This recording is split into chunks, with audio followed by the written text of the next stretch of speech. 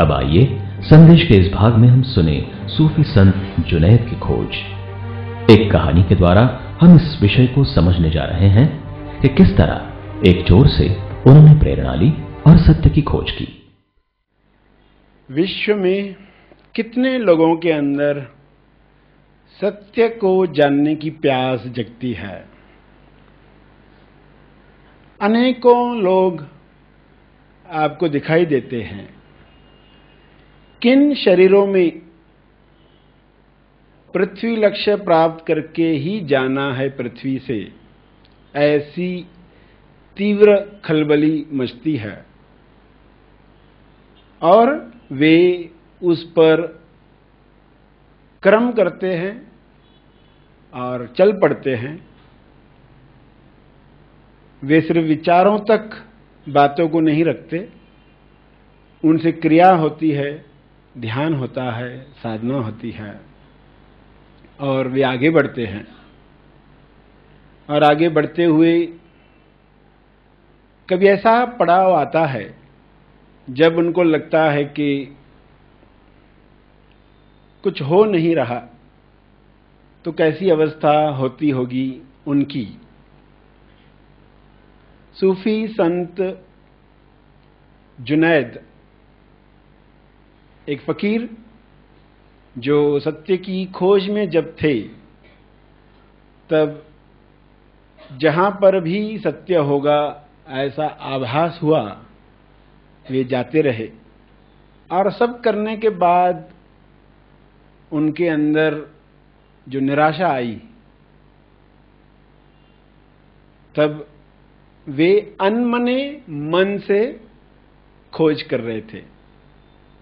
अनमने मन से केथरी के जीवन में जब ये अवस्था आती है कि वो खोज बहुत कर रहा है और अंतिम रिजल्ट नहीं आ रही है, तो उसे लगता है कि शायद ये होने वाला नहीं है। सब छोड़ देता है उम्मीद, और मगर अब करे भी तो क्या करे, क्योंकि उसके अलावा कुछ आता भी तो नहीं। जो भी शरीर के अंदर विचार खोज करने की आदत है वो तो जारी रहती है।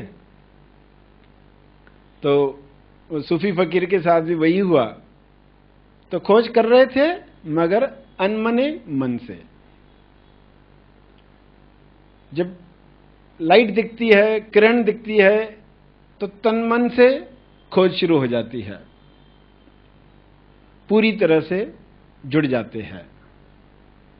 जैसे सूफी फकीर जुनैद के साथ हुआ कि अब वे अनमने मन से कर रहे, और कर भी क्या सकते हैं।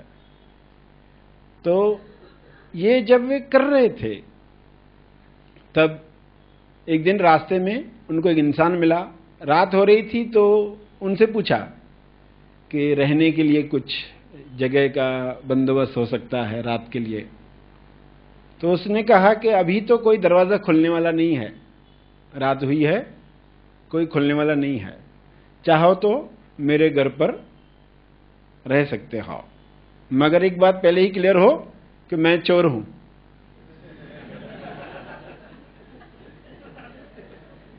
उसने कहा मैं चोर हूं, तुम रात को सोना, मैं अपने काम पर जाऊंगा।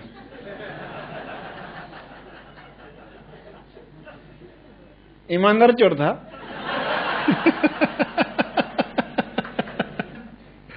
तो पहले से ही मालूम हो। तो उस इंसान ने कहा कि मैं चोर हूं, आप मेरे रूम पर रुको, छोटी सी झोपड़ी है उसमें रुको, मैं अपने काम पर जाऊंगा। तो जुनैद ने कहा कि ठीक है, चोर से उसको क्या खतरा, ऐसी क्या दौलत उसके पास है कि उसको चोर से खतरा हो, और देखा ईमानदार तो है। तो वो वहां रुका उनके घर पर, और वो चोर गया अपना काम, सुबह आया लौटा। तो जुनैद ने पूछा कि क्या हुआ, तो बोला हाँ चल रहा है, चल रहा है। और जुनैद को कहा तुमको रहना है तो आप कंटिन्यू कर सकते हो, मुझे कोई दिक्कत नहीं है, क्योंकि सुबह में वो चोर ज्यादा समय सोता रहता है, तो मुझे कोई दिक्कत नहीं है। अब कई दिन जुनैद वहां रुक गया और चोर रोज रात को जाता है, वापस लौटता है। जुनैद पूछता क्या हुआ? हाँ, चल रहा है। फिर दिन भर फकीर घूमकर आता है, भिक्षा पाने जाता है, सब जैसे खोज में लोग सन्यासी किया करते थे। और कई दिन के बाद फिर जुनैद ने पूछा कि आप जा रहे हो और ऐसा देखा तो नहीं मैं कि आप कोई दौलत ला रहे हो, कुछ चीजें ला रहे हो? तो चोर ने कहा दरअसल में राजा के महल में सुरंग बना रहा हूं उसके खजाने तक पहुंचने के लिए, और वो सुरंग बनाने का काम मैं करता हूं, जाकर रात को जाता हूं ना, तो वो सुरंग खोदते रहता हूं। तो कभी खोदने जाता हूं, वहां कोई सिपाही आ जाता है, काम रुक जाता है, आज ये हो गया, आज ये हो, कुछ ना कुछ ऐसा बीच में रुकावट आती है। तो थोड़ा काम से होता है, थोड़ा काम नहीं होता है, इसलिए बहुत समय लग रहा है। तो उन्हें कितना समय लगेगा बोल नहीं सकते, मगर खजाना तो पाना है, खजाना तो पाना है। तो सूफी फकीर जुनैद को झटका लगा। देखो, झटका किसी की भी बात से लग सकता है। ऐसा मत सोचना सेशन में ही कुछ सुना तो झटका लगेगा। श्रवण आप कहीं पर भी कर रहे हो, अगर आपकी साधना उसी तरफ है, सत्य की तरफ है, तो आपको संकेत मिल जाएगा कि मेरे लिए क्या संकेत आया है, कुदरत क्या संकेत दे रही है। चोर ने कहा मुझे खजाना तो प्राप्त करना ही है। तो जुनैद को झटका लगा, अरे एक चोर अपने काम से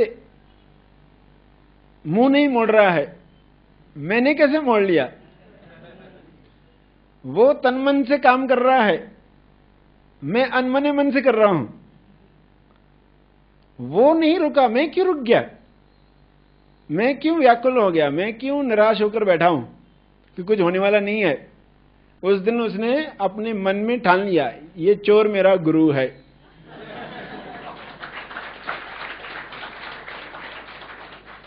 इसने जो सबक दिया मैं जिंदगी भर याद रखूंगा और उस पर चलूंगा। एक चोर को गुरु बनाकर फकीर सत्य को प्राप्त कर गया।